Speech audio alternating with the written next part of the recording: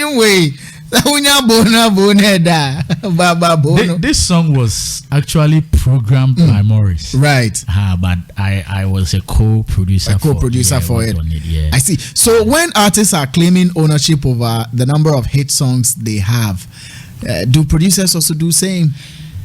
Yeah, we do. And when you claim, do you claim 100% ownership over the hit songs? Like the songs I've dropped are hit songs, and these are hit songs for certain artists. But can you also claim ownership that, okay, so these are my hit songs? Oh yeah, I remember.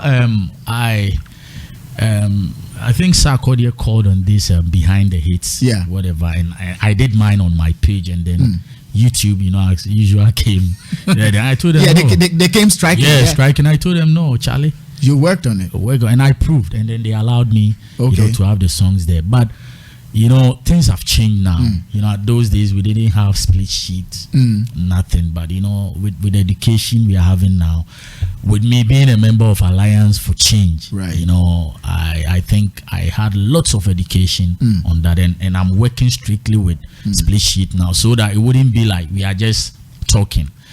Just doing the work. Yes, I can claim, then I can prove. You can prove. That's it. Yeah. But before the introduction of the split sheet from your side, all these hit songs that we have played so far, can you prove that you did work on it?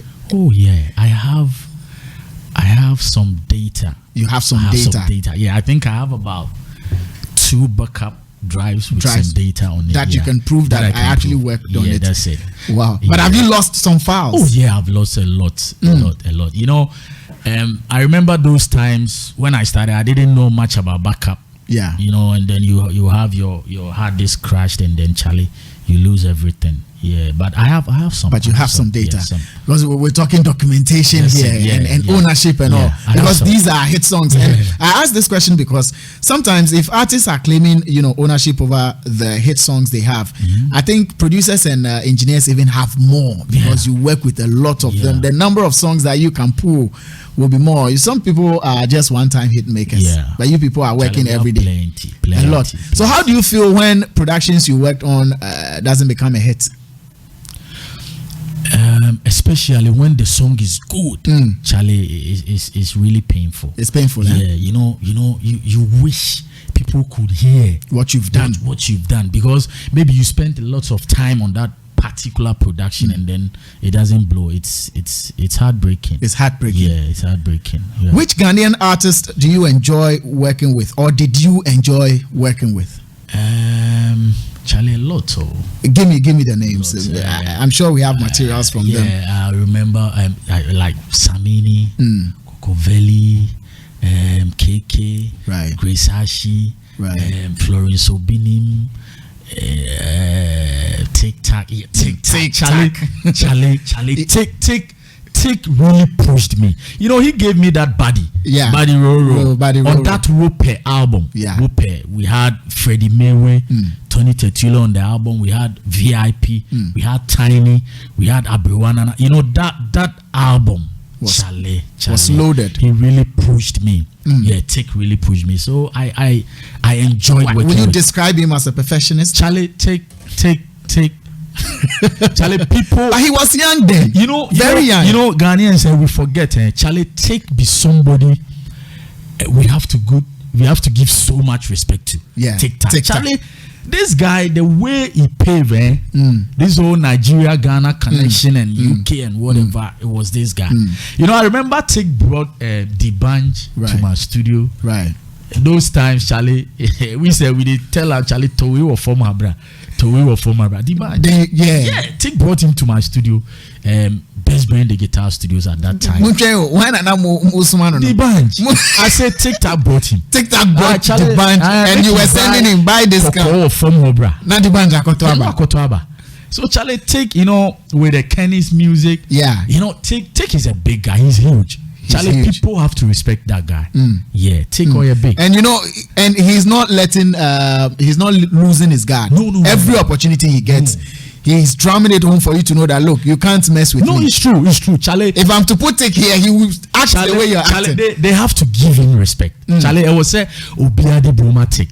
Tic, Charlie, I would say he was a booster. He was a booster in my career, because through him, I had the chance to work with lots of Nigerian artists at that time. Tony Tetila, one local guy, lots of these guys. Yeah. So Tick is easy. Let's do this for Tick, man. Time you spend on each song back in the day, were you able to do a lot of jobs? Yeah. It's about how we schedule. Charlie, that time, no time to even go out, no time to, it's all about work. Yeah. So, and then I was working morning, then maybe I'll take the afternoon off, then work night as well. So at what time did you win yourself off from your brother? When Roro became Roro, when sole producer? Yeah, when I moved from Kumasi. Okay. Yeah, because most of the songs that I was doing, the credits were going to him. Okay. So I decided to move. Yeah, and then through Continue, I met one man, Abeku. Okay. He is the owner of Best Brain Digital Studio. So they picked me from Kumasi. Brought you to Accra. Yeah. So when you came to Accra, you split the kind of people that used to go to your brother. So you were taking some from him. Yeah, but some too were going. Some were still going. So what they were doing is maybe they do maybe 4 tracks with him. Okay. Come back to Accra, we record another 4 tracks. So it was like that.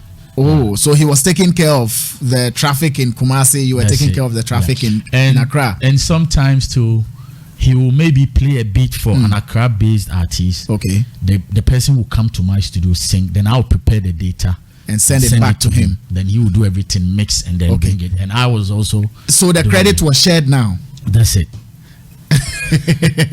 I like the collaboration. Yeah. So you were collaborating with your brother. Yeah. He had a studio, you had your studio in Accra, and you guys were working together. And the artist understood it. Yeah. Because you're branches of the same tree. Charlie, they did.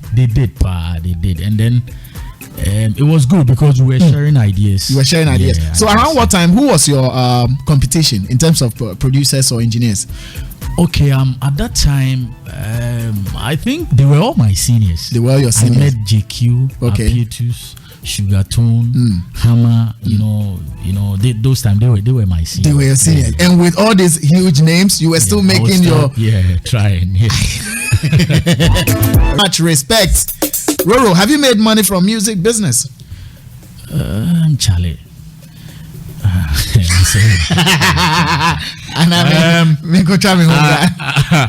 And Charlie, with productions, Charlie, like for some place, big money. I'll be billionaire. Yeah. But I would say I'm content. You are content with what you have. I'm blessed. Royalties come through? It's Does it come? Charlie, the way you want it. We only knew about Gamro. It was recently that I've plugged into other places. Okay. So we are still. So other places are giving you something. But for Gamro. Yeah. Gamro, Charlie, and if you get 200 CDs. 200 CDs. Yeah. And with Gamro, not knowing they were like taking care of everything about me. Oh, I didn't even know. You didn't even know. So when I sign up with Unauthorized Music, and then they try to work through every place, and then they realize. So I had to go to Gamro so that I give them some restrictions. Okay. And I can work and get whatever. So hold on. Whilst they were taking care of everything about you, did that come in a form of money to you? No. So where that money, where is it? I don't know, Charlie. I don't know. You see, that is what we are fighting for now. We want the system to work. The structures must work. You see, I remember I met Uncle Rex Omar, and he was like, I spoke with him, and he was like, Charlie, during the lockdown, Mininya BB. You see, they know it all. You see, they are claiming from other places, but I don't know why they don't want the systems to work when it comes to what we are pushing, because they know. You see, but we are still pushing. It will work. It will work. Yeah, are you sure it will work? Because folks have pushed and pushed. No, it will work. It will work. Year in, year out. Charlie, but I remember Uncle Rex was even, to me, Dbanj call those times. He fought. Yes. So we are also fighting. We don't hate Gamro. That is one problem. Like my group, Alliance for Change. Yeah. We don't hate Gamro. Uncle Rex as an artist is excellent. You can't take it from him. We all looked up to him. Superstar. But when it comes to, this administration of, there are so many things that Charlie. Do you want him to change? People like, in our group, people like Reggie. Boli. Look at where they are. Yeah. Charlie, they have the insight. So some of the and things they are I very learned, vocal. yes, and they are ready to come in.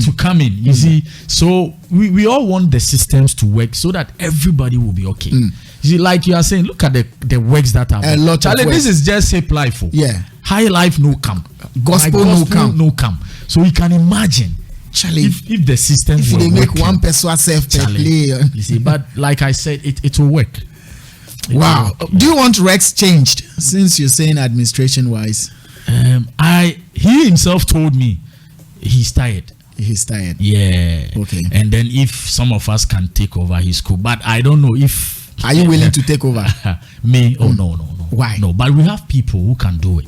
But you can't do it. I am still learning. Okay. You know, like I told you, there are so many things. You know, our chairman, Darlington of the Alliance for Change. Yes. Charlie, we have people, you know, Hammer is there. We have Kofi, Menans, you know, they know. The guys know. Even if you don't want us to come on board, let's just, you know, share. Collaborate. If you had to pick one person to do the job, who would you pick? For now, I'll go for Darlington. You go for Darlington. Yeah.